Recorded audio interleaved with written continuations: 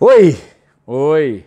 Eu estou muito satisfeito com a decisão que foi tomada pelo Grupo de Lima, em Bogotá, de não invadir militarmente a Venezuela, apesar de continuar a pressão para que Maduro recue da sua posição tirânica, de ditador boçal e brutal. Eu não vejo nenhum avanço nessa questão, a não ser o avanço que foi permitido pelo próprio Maduro. Eu vou contar isso para vocês. Há uma sensação generalizada no mundo de que a oposição venezuelana deu um passo em falso ao apostar muito nessa entrega de material humanitário, alimentos e medicamentos pelas fronteiras com a Colômbia e com o Brasil, esperando uma deserção em massa dos militares venezuelanos que foram mandados para reprimi-la pelo Maduro nessas regiões fronteiriças. Santa Helena de Guairém e em Cúcuta, lá na Colômbia, no caso do Brasil, Rondônia, né? Pois é, então, eu não sei, olha, tudo na vida é relativo, tem o seu lado bom e tem o seu lado mau. Houve isso, realmente as deserções esperadas não se realizaram, foi ínfimo, mas era muito otimismo esperar que elas se realizassem. Ao mesmo tempo, o Maduro, que não é nenhum gênio, cometeu um erro político terrível. Ele comemorou uma coisa que não podia comemorar. Ele comemorou a fome, a miséria e a morte do próprio povo. O povo venezuelano está na mais profunda miséria graças à incompetência, à cegueira ideológica do grupo esquerdista que domina o país há mais de 20 anos, desde que o Hugo Chávez deu o golpe. E dançou salsa, fez farra e tripudiou, né, sobre o pessoal da oposição. Eu não acredito que alguém no mundo, mesmo apoiando, esteja satisfeito com essa disposição dele ao disparate, à insensibilidade, à desumanidade. Bom, de qualquer maneira, como eu disse num artigo que eu escrevi para o blog do Neumann no Estadão, Maduro apodrece, mas não cai tão cedo. Não devemos esperar uma solução rápida para a Venezuela, porque eu já disse isso aqui ontem, né? Ele tem o apoio dos chefes militares, do tráfico internacional de drogas, de Cuba, de Rússia, China e Turquia, dos guerrilheiros de esquerda que fugiram da Colômbia para lá, e, sobretudo, dessas milícias, que são muito parecidas lá com as milícias do Rio, que os chavistas armaram na Venezuela. Não tendo havido as deserções, ele continua lá, isolado no Palácio de Miraflores, mas bem protegido. Me perguntaram por que ele foi tão crítico ao Donald Trump e não foi tão severo em relação ao Bolsonaro. Nem citou o Bolsonaro e também não se dirigiu de forma muito agressiva ao Brasil. Ele rompeu relações com a Colômbia, mas mantém ali um ponto de contato com o Brasil. A situação do Maduro hoje é muito diferente do que era de Chávez e ele no começo do governo. Por quê? Porque a situação mudou no Cone Sul. A Argentina não é mais o casal Cristina e Néstor Kirchner. O Uruguai não é mais Pepe Mujica.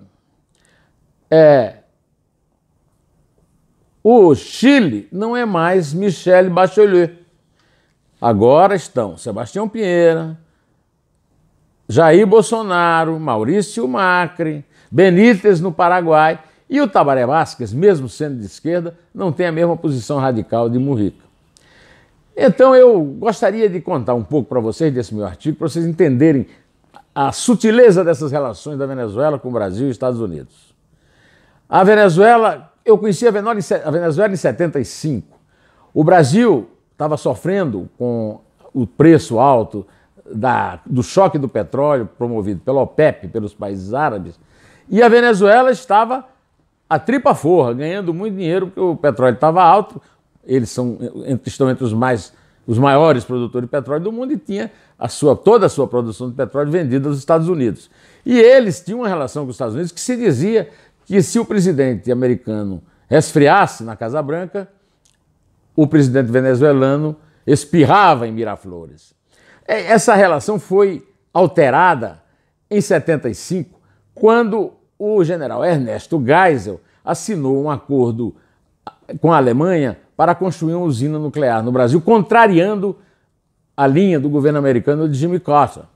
Os americanos, na sua luta para combater a questão da expansão nuclear, era contra essa compra, além de ter interesses negociais em jogo.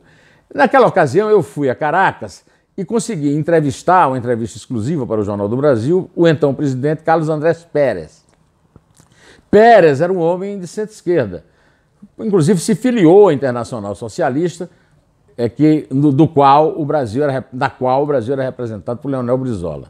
Só que ele deu, nessa entrevista que ele me deu, ele deu uma guinada, praticamente chutou o traseiro dos americanos e veio para o lado brasileiro apoiando o acordo nuclear do Brasil com a Alemanha. Isso provocou, uma vinda dele ao Brasil, uma mudança do perfil bilateral da Venezuela com o Brasil e da Venezuela com os Estados Unidos.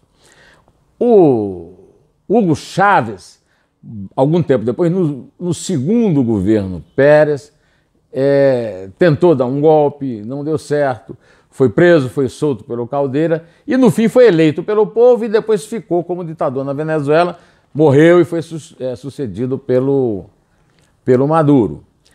A relação, então, ficou realmente de costas para os Estados Unidos e abraçada com o Brasil, que era governado na mesma época, foi na mesma ocasião, pelo Lula, depois pela Dilma, e vocês já sabem a história toda do namoro do Lula e da Dilma com o Chávez e com o Maduro, e resultou em calote. O Brasil deu dinheiro para a Venezuela, dinheiro roubado de propina das empreiteiras que também participaram lá na Venezuela. E esse regime levou o Brasil a essa crise e a Venezuela à completa miséria em que ela vive hoje. Isso se reflete hoje na posição do Maduro, porque o Maduro pode denunciar o Trump, mas pode denunciar a Colômbia, porque é inimiga histórica, secular da Venezuela, apesar de a sua independência também ter sido conseguida graças ao comando de Simão de Bolívar, que era venezuelano. Então, o Maduro não pode fechar todas as suas portas para a América do Sul e virar as costas simplesmente para o Brasil. Só que também não quer ceder em nada, e ele fica sobrevivendo ali. A posição do Brasil, que foi seguida pelo Grupo de Lima, é uma posição completamente correta, prudente. Cumprimento o Bolsonaro, cumprimento o ministro das Relações Exteriores e o vice, o Mourão, que foi lá e que fez um belo discurso. Eu já falei dele hoje, não adianta mais repetir. Mas continuamos no mesmo impasse. Acho que o Maduro vai cair, mas não é tão cedo. Bom, enquanto havia as escaramuças na fronteira, o ministro da Educação, o Vélez Rodrigues, que é colombiano, olha que coincidência, se mete em mais uma enrascada. Manda para as escolas um e-mail sugerindo que antes das aulas os alunos se formassem, cantassem o hino nacional e gravassem uns videozinhos para o Ministério e depois distribuir, certamente para fazer propaganda do governo, embora não houvesse nenhuma citação explícita disso. E no fim ainda os alunos e funcionários eram convidados a dizer o slogan, né? A pátria acima de tudo, Deus acima de todos, né? Que é o slogan do Bolsonaro na campanha. Olha, pegou muito mal. Primeiro que era ilegal. Não se pode usar a imagem de ninguém. A Constituição proíbe que se use a imagem de qualquer pessoa sem autorização dela. Então já peca por ser inconstitucional. Em relação ao hino, eu, no grupo escolar Juvelina Gomes, cantava o hino nacional. Não sei por que foi abandonada essa prática, até porque a Constituição obriga a cantar uma vez por semana. Eu só vejo cantar hino em campo de futebol, não devia cantar realmente na escola. Agora, eu acho que a missão do Vélez Rodrigues é uma missão muito mais grave do que isso, do que ficar insistindo com moral e cívica. O Vélez Rodrigues precisa urgentemente dar uma guinada na qualidade da educação do Brasil, que é miserável, indigente. Os índices de educação do Brasil, tanto puxando para braço o índice de desenvolvimento humano da ONU, quanto, principalmente, dando assim, o maior vexame no índice do IDEB, são deprimentes. E antes de ficar pregando patriotismo e combatendo ideologia, o Brasil precisa recuperar a educação. Eu não digo para atingir o nível da Coreia do Sul, né, dos tigres asiáticos, mas para começar a se aproximar de alguma coisa decente que o brasileiro precisa. Ele recuou. Esse negócio de recuar, tudo bem, mostra humildade, mas também não recuou tanto. E eu queria aproveitar, já que ele recuou, para dar um conselho. Eu sei que conselho minha avó dizia que fosse bom se vendia na farmácia. Investe na educação básica, vai em cima da educação básica e tira o Brasil do fundo da fossa, não é nem do poço. Aí depois cuida de cantar hino, fazer filme, seja o que for com autorização dos pais. Isso é meio uma ideia meio de jirico, porque não dá para cumpri-la não.